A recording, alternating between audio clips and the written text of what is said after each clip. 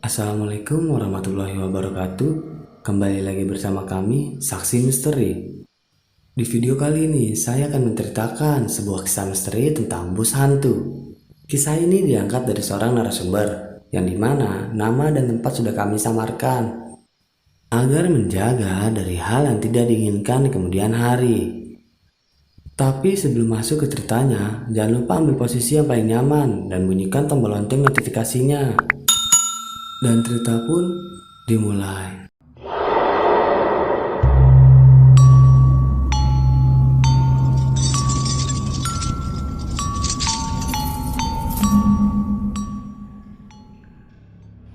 Mungkin benar, sebutan bus hantu memang sangat cocok jika disematkan kepada bus yang aku tumpangi malam itu.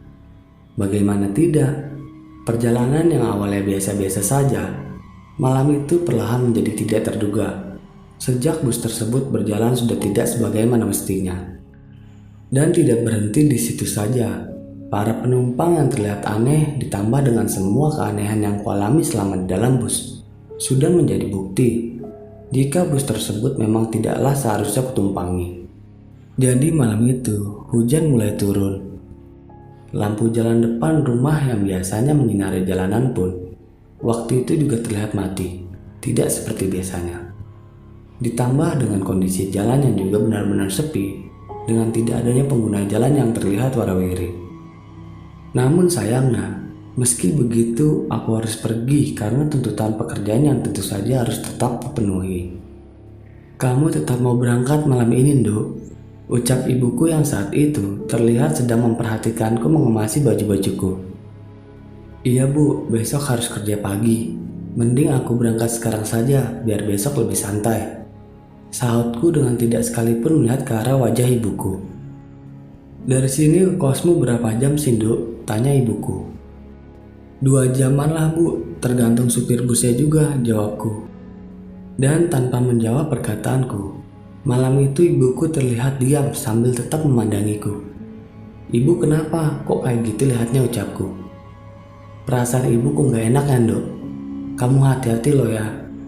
Jangan lupa terus berdoa." "Iya Bu, doain saya biar lancar kerjanya, biar bisa beli kendaraan," sahutku sopan. Dan singkat cerita, setelah semua barangku selesai kusiapkan, malam itu akhirnya aku pun berpamitan pergi dengan berjalan kaki hendak menuju ke jalan raya yang memang terletak 100 meter jauhnya dari rumahku. Selama berjalan kaki, tentu saja aku mempercepat langkahku karena selain hujan sudah mulai turun. Malam itu aku juga sedikit khawatir. Takut sudah tidak ada bus yang lewat, mengingat waktu yang saat itu sudah semakin malam. Hingga akhirnya, aku pun sampai di pinggir jalan raya dan berdiri sambil berharap masih ada bus yang lewat di malam itu. Malam itu di tengah-tengah aku masih menunggu bus lewat. Tiba-tiba pandanganku teralihkan dengan adanya Pak Wito yang terlihat berjalan pelan ke arahku sambil memegangi payungnya.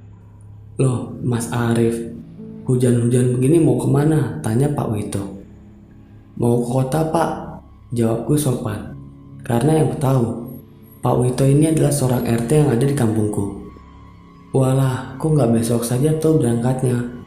Hujannya juga sudah mulai deras loh. Lagian bus terakhir sepertinya tadi sudah lewat," sahut Pak Wito. "Waduh, yang benar Pak. Jadi ini sudah nggak ada bus lewat lagi?" tanyaku. "Seharusnya sudah nggak ada Mas. Kan Mas juga tahu sendiri. Bus yang lewat sini terakhir kan jam 9 malam terangnya." "Iya sih Pak. Coba aku tunggu saja deh Pak," jawabku. Hingga akhirnya setelah Pak Wito pergi dari hadapanku, malam itu aku masih saja berdiri di pinggir jalan raya sambil berharap masih ada bus yang lewat. Masih sangat teringat jelas di kepalaku.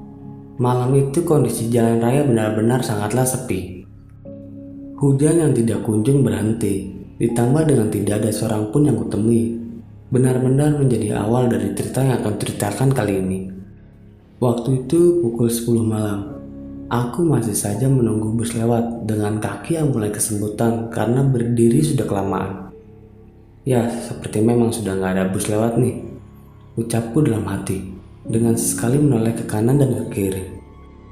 Tapi untungnya, di tengah-tengah aku yang sudah mulai pasrah, malam itu aku tiba-tiba melihat dari kejauhan ada sorot lampu yang menyala terang ke arahku. Sorot lampu tersebut menyala kuning, tepat mengenai mataku yang saat itu sempat membuat pandanganku sedikit terganggu. Dan setelah sorot lampu tersebut semakin mendekat, akhirnya aku pun sangat lega karena malam itu aku melihat sorot lampu tersebut adalah sorot lampu dari sebuah bus yang memang sudah kutunggu-tunggu. Dan tanpa berlama-lama lagi, setelah bus semakin mendekat ke arahku, aku pun segera melambaikan tanganku seraya memberi tanda jika aku ini adalah penumpang yang akan menaikinya. Namun anehnya, setelah bus tersebut berhenti tepat di depanku, malam itu aku melihat bentuk bus tersebut tidak seperti bentuk bus yang kunaiki biasanya. Warna pudarnya ditambah dengan tulisan yang terpampang di bagian badan bus sebenarnya sudah sempat membuat aku sedikit bertanya-tanya, karena aku sama sekali tidak pernah melihat bus tersebut sebelumnya. Busnya kok beda ya? Jangan-jangan bukan bus umum, pikirku. Karena pikiranku yang tidak enak, malam itu aku masih sempat menanyakan kepada kernet bus tersebut sebelum aku menaikinya. "Ke kota ya, Pak?" tanyaku. Namun anehnya, bukannya menjawab pertanyaanku, malam itu kernet bus tersebut terlihat hanya tersenyum sambil membukakan pintu untukku. Dan karena aku rasa jawabannya adalah iya, malam itu tanpa lama-lama lagi, akhirnya aku pun segera menaiki bus tersebut, karena aku pikir jika bus tersebut adalah bus terakhir di hari itu. Sebenarnya, ketika aku pertama kali menginjakkan kakiku ke dalam bus tersebut, aku sempat mencium aroma besi tua yang khas, ditambah dengan bau pengap yang tercium kuat berasal dari dalam bus. Dan tidak hanya itu, malam itu aku juga melihat supir bus tersebut terlihat hanya diam dengan tidak sekalipun menoleh ke arahku. Malam itu aku naik bus tersebut sekitar pukul 10 malam lewat.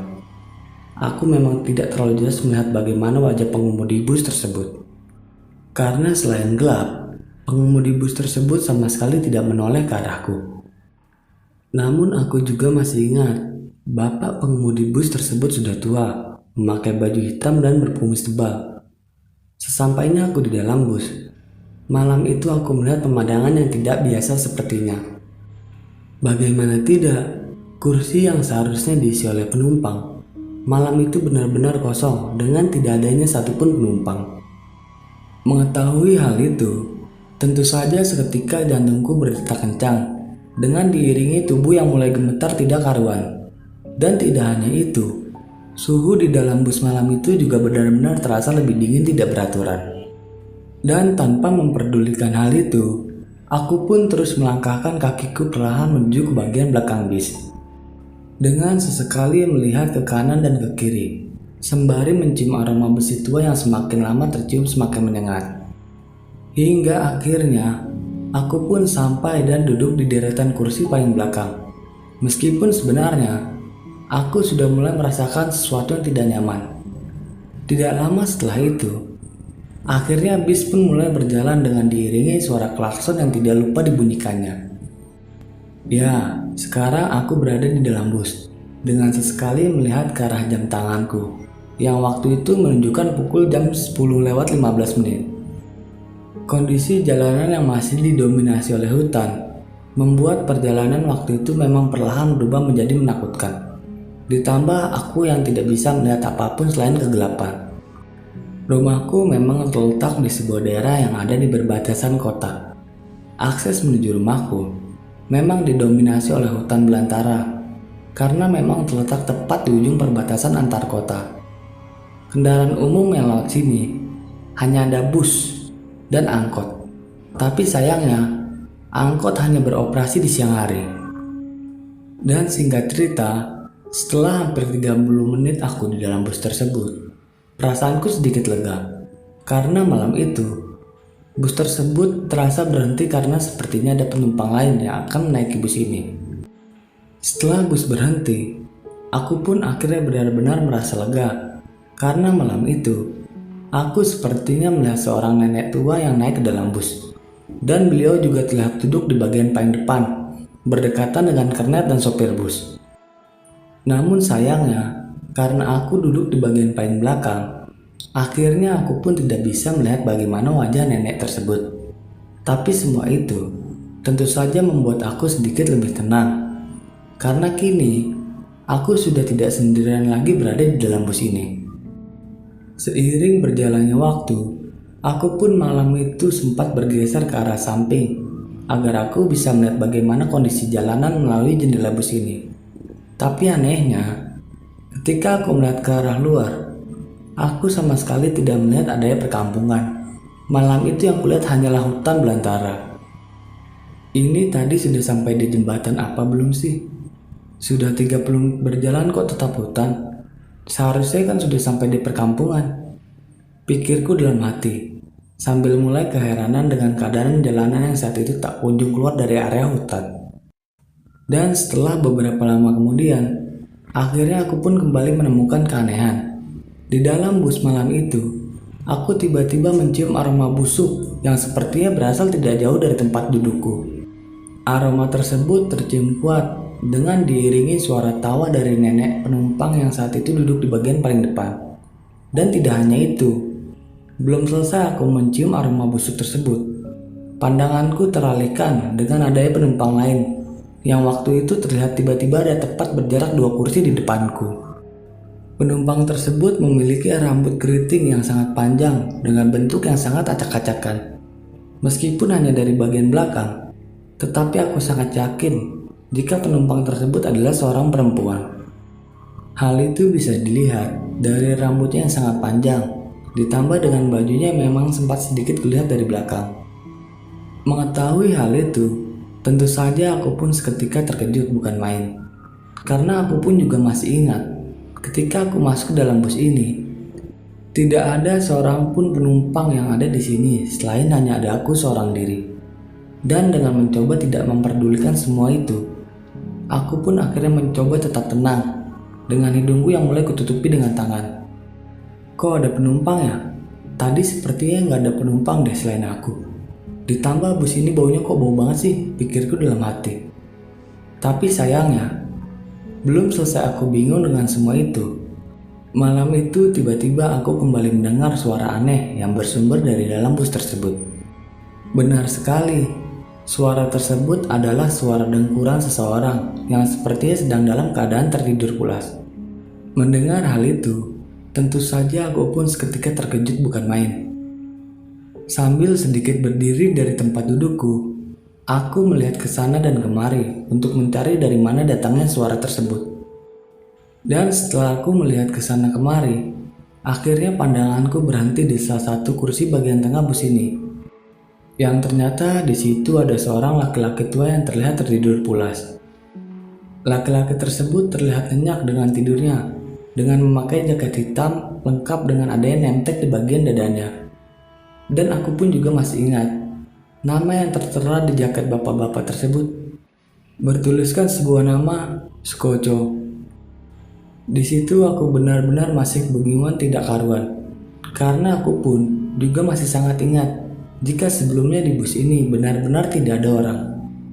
Dan dengan masih memikirkan semua itu, aku pun akhirnya kembali duduk dengan perasaan yang mulai tidak nyaman. Perasaanku kok gak enak gini sih? Sepertinya ada yang gak beres dengan bus ini, ucapku dalam hati. Hingga akhirnya waktu pun berlalu begitu saja. Kondisi jalanan yang masih didominasi oleh hutan membuat perasaanku semakin gelisah. Mengingat jam tanganku waktu itu sudah menunjukkan tengah malam. Ya Allah, ini udah gak beres nih. Sudah 2 jam lebih aku di dalam bus. Kok masih hutan sih? Kan seharusnya sudah sampai kota, pikirku. Karena aku merasa jika ada yang salah dengan bus yang kutumpangi tersebut. Aku pun akhirnya berdiri hendak menuju ke arah depan bus. Yang di situ masih terdengar suara tawa dari nenek-nenek yang memang sudah kulihat sebelumnya. Tapi anehnya, ketika aku masih berdiri dari tempat dudukku, malam itu bus tersebut tiba-tiba kembali berhenti di tengah-tengah kondisi jalan yang masih dalam keadaan gelap gulita. Karena pikiranku yang sudah tidak karuan, akhirnya malam itu aku pun bergegas ke arah depan bus untuk menanyakan tujuan dari perjalanan bus yang kutumpangi tersebut. Namun sayangnya, Sesampainya aku di bagian depan bus, malam itu aku melihat sebuah pemandangan yang di luar akal sehat manusia. Malam itu, dengan mata kepalaku sendiri, aku melihat supir, kernet, dan satu penumpang nenek-nenek tersebut. Mereka ternyata memiliki wajah yang rata, dengan tidak adanya mulut, hidung, dan mata. Dan tidak berhenti di situ saja. Ketika aku menoleh ke arah perempuan yang sebelumnya hanya kulihat di bagian rambutnya saja, mataku seolah kembali terbelalak tidak karuan. Bagaimana tidak? Malam itu aku melihat sosok wanita tersebut. Ternyata memiliki wajah yang sudah tidak lagi bisa dijelaskan dengan kata-kata. Mata, hidung, dan mulutnya waktu itu terlihat membusuk dan menghitam, layaknya bangkai yang sudah lama. Mengetahui hal itu, aku pun seketika berteriak histeris dengan tubuh yang sudah bergetar hebat karena ketakutan. Dan tidak lama setelah itu, berhubung bus masih berhenti dan pintunya masih terbuka, aku pun akhirnya bergegas turun dan pergi dari bus tersebut. Meskipun langkahku yang malam itu tiba-tiba terasa sulit untuk digerakkan. Dan setelah aku berhasil turun dari bus tersebut, aku pun berlari tidak berhenti sambil terus berteriak histeris karena rasa takut yang sudah tidak lagi bisa kutahan. Waktu itu aku benar-benar berlari dengan sesekali menoleh ke arah bus tersebut yang terlihat berhenti dengan masih menyalakan lampu tanda bahaya. Bahkan saking gugupnya, tasku yang berisikan pakaian malam itu masih tertinggal di dalam bus tersebut. Malam itu aku benar-benar merasakan rasa takut yang tidak pernah kubayangkan sebelumnya. Bahkan hingga cerita ini ditulis, rasanya aku masih bisa merasakan rasa takutnya. Akhirnya, sekitar beberapa lama berlari, anehnya aku tiba-tiba sampai di kampungku kembali. Mengetahui hal itu, jantungku seketika kembali berdetak dengan sangat kencang. Karena aku pun masih sangat ingat dengan jelas jika aku di dalam bus tersebut sudah 2 jam lebih lamanya. Tapi nyatanya, malam itu ternyata aku sampai di hutan yang masih berjarak sekitar 4 km jaraknya dari kampungku. Mengetahui hal itu, aku pun terus berlari menuju rumahku dan seketika menggedor-gedor pintu rumahku agar orang tuaku segera bangun dari tidurnya. Setelah aku berhasil membangunkan ibuku, malam itu seketika rumahku ramai didatangi tetanggaku yang mungkin mereka mendengarku berteriak-teriak tadi. Dan setelah aku menceritakan semua kejadian yang menimpaku, akhirnya semua tetanggaku pun merasa heran dengan semua yang kuceritakan. Mereka terlihat tercengang yang akhirnya membuat berita tentang kejadian yang menimpaku. Waktu itu seketika dengan cepat menyebar kemana-mana. Dan keesokan harinya, semuanya malah terlihat semakin ramai saja. Bahkan ada beberapa orang yang sengaja mengunjungi rumahku untuk mendengarkan secara langsung cerita ini dari mulutku. Dan tidak berhenti di situ saja. Ketika suasana masih ramai, siang itu ada seorang pemuda yang mendatangi rumahku dengan membawa tasku yang sebelumnya kutinggalkan di dalam bus tersebut. Menurut pengakuan pemuda tersebut, dia menemukan tasku tergeletak di pinggir jalan raya di daerah hutan perbatasan kota. Dengan berbekal KTP yang ada di dalam tas, akhirnya pemuda tersebut mengetahui letak rumahku. Hal itu tentu saja semakin membuat geger warga yang saat itu masih ada di dalam rumahku. Dan tidak hanya itu, setelah kejadian yang menimpaku waktu itu, aku beberapa kali mendengar ada juga warga desa lain dan warga kota lain yang mengaku juga telah menaiki bus hantu tersebut, yang kurasa sama dengan bus hantu yang kunaiki waktu itu. Semua itu tentu saja bukanlah tanpa alasan, karena selain rute jalan yang dilaluinya sama, sosok makhluk halus yang mereka lihat di dalam bus tersebut tidaklah berbeda, yaitu sosok hantu yang memiliki wajah rata dan perempuan yang berwajah hancur. Kini setelah 20 tahun berlalu, aku sudah tidak lagi mendengar cerita tentang adanya bus hantu yang dulu pernah beberapa kali kudengar melewati jalan ini. Dan setelah jalanan diperlebar, dengan hutan yang juga sudah dipenuhi banyak lampu penerangan, membuat jalannya yang dulu ramai hanya di siang hari, kini sudah terbilang cukup ramai, meskipun waktu sudah sampai di malam hari. Dan cerita pun selesai. Bagi teman-teman yang menonton video ini sampai habis, saya ucapkan terima kasih banyak, dan nantikan video-video kami selanjutnya. Wassalam.